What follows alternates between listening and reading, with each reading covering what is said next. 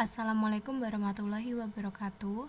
Di sini kami dari kelompok 6 yang beranggotakan Muhammad Islahuddin, Amaliah Nurjannah, Nurman Abu Salikin, dan Tiara Nurfi Azizah akan menjelaskan materi mengenai filsafat matematika. Pengertian filsafat. Kata filsafat populer di Yunani sekitar abad ke-9 sebelum Masehi dengan sebutan filosofia yang dibedakan menjadi dua kata, philos dan sophia. Sophia berarti kebijaksanaan dan philos berarti cinta. Jadi secara etimologi filsafat berarti love of wisdom, yaitu cinta kebijaksanaan. Pengertian matematika. Matematika merupakan bagian dari ilmu pengetahuan yang bersifat pasti, ternyata memiliki asal-usul matematika tersendiri. Istilah matematika berasal dari istilah Latin yaitu mathematica yang awalnya mengambil istilah Yunani yaitu mathematike yang berarti relating to learning, yang berkaitan dengan hubungan pengetahuan. Pengertian filsafat matematika. Filsafat matematika merupakan pemikiran menyeluruh atau reflektif dan kompleks terhadap persoalan-persoalan mengenai suatu hal yang berkaitan dengan landasan dan dasar dari pengetahuan matematika, serta hubungan matematika di segala bidang kehidupan manusia, baik secara epistemologi, ontologi, metodologi, maupun aspek estetis dan estetika pengetahuan matematika. Relasi filsafat dan matematika. Yang pertama, Thales. Teorema Thales sebagai berikut. Lingkaran dibagi dua oleh garis yang melalui pusatnya yang disebut diameter. Besarnya sudut-sudut ala segitiga sama kaki adalah sama besar. Sudut-sudut vertikal yang terbentuk dari dua garis jajar yang dipotong oleh sebuah garis lurus menyilang sama besarnya. Apabila sepasang sisinya, sepasang sudut yang terletak pada sisi itu dan sepasang sudut yang terletak di hadapan sisi itu sama besarnya, maka kedua segitiga itu dikatakan sebangun. Segitiga dengan alas diketahui dan sudut-sudut tertentu dapat digunakan untuk mengukur jarak kapal. Yang kedua, Pythagoras. Pythagoras dikenal sebagai the father of number atau bapak bilangan. Namanya abadi dikenal sebagai ahli matematika karena dalil Pythagoras yang dirumuskan menjadi jumlah dari kuadrat dua sisi sebuah segitiga siku-siku sama dengan kuadrat sisi miringnya, atau lebih dikenal dengan rumus A kuadrat ditambah B kuadrat sama dengan C kuadrat. Ketiga, Euclides. Euclides adalah seorang tokoh filosof dan matematikawan dari Yunani. Pembuktian secara matematis terhadap kebenaran dalil Pythagoras tersebut dimuat dalam buku yang berjudul Elemen yang disusun oleh Euclides tersebut. Ia adalah seorang guru besar matematika di Universitas Alexandria, Mesir. 4. Zeno dari Elea. Zeno dari Elea adalah seorang filsuf dari mazhab pemikiran Eleatik Yunani. Zeno inilah yang membicarakan paradoks-paradoks yang berkaitan dengan pengertian gerak, diam, waktu, dan ruang yang kemudian berabad-abad membingungkan para filosof dan ahli matematika, yaitu sebagai berikut. Paradoks dikotomi, paradoks Achilles dan kura-kura, paradoks anak panah, dan paradoks lapangan. 5. Plato. Menurut Plato bahwa geometri merupakan suatu ilmu yang dengan akal sehat membuktikan proposisi abstrak mengenai hal-hal yang abstrak. Plato juga menegaskan bahwa geometri sebagai pengetahuan ilmiah dasar pure reason atau akal sehat menjadi kunci ke arah pengetahuan dan kebenaran filsafat serta memahami mengenai sifat alami dari kenyataan yang tak terhingga. Dalam sejarah matematika, Plato juga pernah menyatakan bahwa the good ever geometris, yang berarti Tuhan bekerja dengan metode geometri. 6. Archimedes. Archimedes sendiri adalah seorang filsuf, matematikawan, astronom, fisikawan, dan insinyur berbangsa Yunani. Di bidang matematika, penemuannya telah terhadap nilai pi yang disimbolkan dengan pi lebih mendekati dari ilmuwan sebelumnya, yaitu 22/7 atau 3,14 merupakan perhitungan Archimedes yang akurat tentang lengkungan benda bulat dijadikan konstanta matematika. Archimedes terkenal dengan teorinya tentang hubungan antara permukaan dan volume dari sebuah bola terhadap silinder. Kita akan membahas mengenai latar belakang munculnya filsafat matematika. Yang pertama ada kontradiksi, itu pengetahuan matematika diturunkan dengan deduksi logis sehingga matematika diklaim sebagai ilmu yang sempurna, suci, dan tak ternoda. Kedua ada paradoks, matematikawan adalah makhluk yang cerdik dan tidak bersedia menerima jika rekonstruksinya gagal. sehingga mereka memilih menyembunyikan kontradiksi-kontradiksi tersebut dengan sebuah penghalus atau eufemisme. Ketika ada krisis matematika, setidaknya pernah tercatat 3 kali krisis dalam matematika. Yang pertama, abad ke-5 sebelum Masehi. Tidak semua besaran geometri yang sejenis memiliki satuan ukuran yang sama. Kedua, abad ke-17, di mana Newton dan Leibniz menemukan kalkulus yang didasarkan pada konsep infinitesimal, tetapi tidak dapat dijelaskan dengan baik. Ketiga, ada George Cantor menemukan teori himpunan yang digunakan secara luas pada cabang-cabang matematika dan menjadi landasan matematika.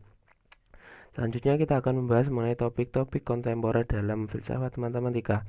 Agenda untuk filsafat matematika kontemporer dibangun oleh Paul Benecke dalam beberapa kerangka makalahnya. Dalam makalah pertama, Benecke menguraikan masalah ketidakdisiplinan dalam proyek menyederhanakan semua matematika ke teori himpunan. Makalah kedua dan ketiga disajikan sebagai tantangan bahwa setiap filsafat matematika yang dapat dipercaya harus memenuhi satu, memungkinkan adanya keseragaman sistematik di kedua wacana, yaitu matematika dan non-matematika. Yang kedua, memberikan epistemologi yang masuk akal untuk matematika. Selanjutnya, 3 masalah Benecke dan beberapa masalah lainnya merupakan batu sandungan di mana banyak filsafat matematika terputus. Masalahnya yaitu ada keseragaman sistematik, masalah epistemik, ketidakdisiplinan, dan beberapa masalah yang lainnya. Selanjutnya, aliran-aliran dalam filsafat matematika. Yang pertama, aliran realisme atau platonisme. Aliran ini menganggap matematika adalah suatu kebenaran yang mutlak dan pengetahuan matematika merupakan hasil ilham ilahi. Aliran yang kedua, strukturalisme. Strukturalisme dalam filsafat matematika adalah pandangan bahwa subjek matematika yang tepat yaitu hubungan antara berbagai jenis entitas matematika daripada entitas itu sendiri. Yang ketiga yaitu aliran absolutisme. Dalam aliran ini terdapat 2 pandangan. Pandangan yang pertama yaitu pandangan umum bahwa matematika merupakan resultan antara sistem aksiomatik dan sistem logika. Ini menunjukkan bahwa eratnya hubungan antara matematika dan logika. Kemudian pandangan yang kedua yaitu memunculkan 3 arus utama filsafat matematika, yaitu aliran logisisme yang dipimpin oleh Russell dan Whitehead.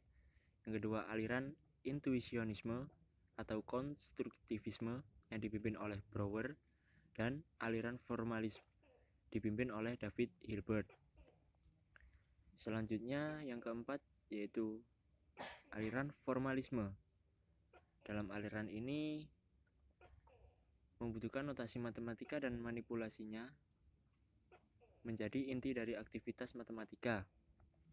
Dalam bentuk murni, formalitas adalah pandangan bahwa matematika tidak lebih dari manipulasi simbol-simbol tak bermakna. Formalisme bertujuan untuk menerjemahkan seluruh matematika ke dalam sistem formal yang tidak dapat diinterpretasikan. Yang kelima yaitu aliran falibisme. Menurut aliran ini, kebenaran matematika dapat menjadi subjek yang begitu sederhana dan dalam banyak hal dikritisi. Kebenaran matematika bersifat tidak sempurna, tidak kokoh, dan di masa depan dapat dikoreksi. Selanjutnya yaitu filsafat matematika dalam dunia muslim. David Ibnu Qura yang terkenal sebagai seorang filosof, ahli matematika dan ahli bahasa.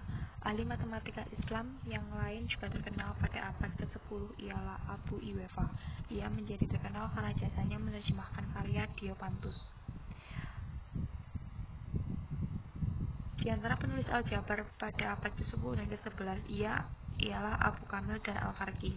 Karya mereka kemudian diperdalam oleh Fibonacci di Eropa. Dalam bidang geometri kita kenal Ibnu Al-Khaitam dan di barat dikenal dengan nama Al-Hazan. Menurut Fahmi Amhar bahwa beliau merupakan matematikawan pertama yang menurunkan persamaan pangkat 4 dan menggunakan metode induksi untuk mengembangkan rumus umum persamaan integral. Pekerjaan Ibnu Al-Khaitam diteruskan oleh Syaraf al-Din Al-Tusi yang mengemukakan solusi numerik untuk persamaan kubik sehingga menjadi penemu deret kubik yang merupakan hal esensial dalam kalkulus diferensial.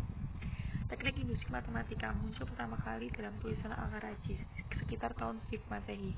Sejarah matematika FWG memuji Al-Kharajhi sebagai yang pertama mengajarkan teori kalkulus dan aljabar pada masanya.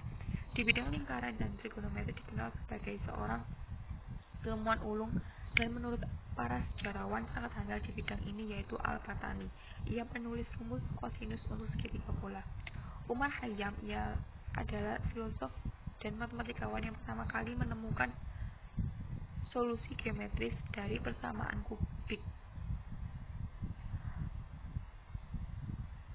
dan sebagai dasar geometris analisis, geometri aljabar dan non-Euclidean geometris. Karyanya terkenal dengan judul Rubaiyat dan ia juga yang menyusun perbaikan kalender umat Islam. Kemudian Nasiruddin ia menulis trigonometri bidang dan trigonometri pola terpisah dari astronomi. Berdasarkan karya beliaulah kemudian Sajeri menulis geometri non-Euclid. Ibnu Sina juga merupakan seorang filosof yang dikenal di barat dengan sebutan Avicenna dan ia juga dikenal sebagai seorang dokter dan penyair. Kemudian ada Ibnu Al-Hardun dalam kitabnya Al-Muqaddimah membagi metafisika menjadi 5.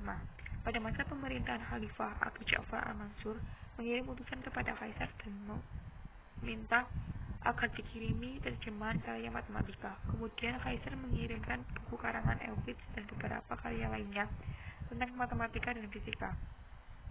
Selain tokoh di atas, kita juga mengenal Al-Kindi, seorang filosof sekaligus saintis di bidang matematika dan fisika.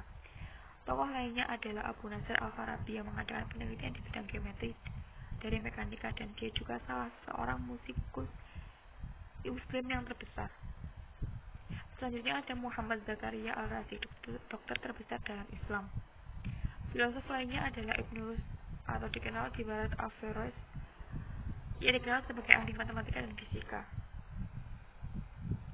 Menurut Kartanegara berkaitan dengan hal tersebut ada dalam filsafat Islam setidaknya ada 4 aliran yang cukup berpengaruh yakni sebagai berikut: 1 aliran peripatetik, 2 aliran iluminasionis, 3 aliran irfani, dan 4 aliran hikmah muta'aliyah. Ruang lingkup kajian filsafat matematika. Filsafat matematika pada dasarnya merupakan pemikiran reflektif terhadap matematika. Matematikalah yang menjadi objek kalian atau permasalahan yang dipertimbangkan secara cermat dengan penuh perhatian. Pengkajian lebih mendalam mengenai sifat alami dari landasan matematika menghasilkan setidaknya 3 mazhab terbesar landasan matematika yang meliputi logisisme, formalisme, dan intuisionisme. Ruang lingkup kajian filsafat matematika merupakan pembahasan yang menyangkut problem-problem atau cakupan luas tentang kajian filsafat matematika, baik problem umum yang berkaitan dengan prinsip dasar dan kriteria filsafat matematika maupun problem khusus yang berkaitan dengan problem efektif dan membentuk filsafat matematika. Problem-problem umum dan khusus tersebut akan dijelaskan dalam ruang lingkup kajian filsafat matematika sebagaimana yang dibagikan oleh De Lianji, yang meliputi epistemologi matematika, ontologi matematika, metodologi matematika, struktur logis matematika, implikasi asas matematika, aspek estetis dari matematika, dan peranan matematika dalam sejarah peradaban manusia. Terima kasih.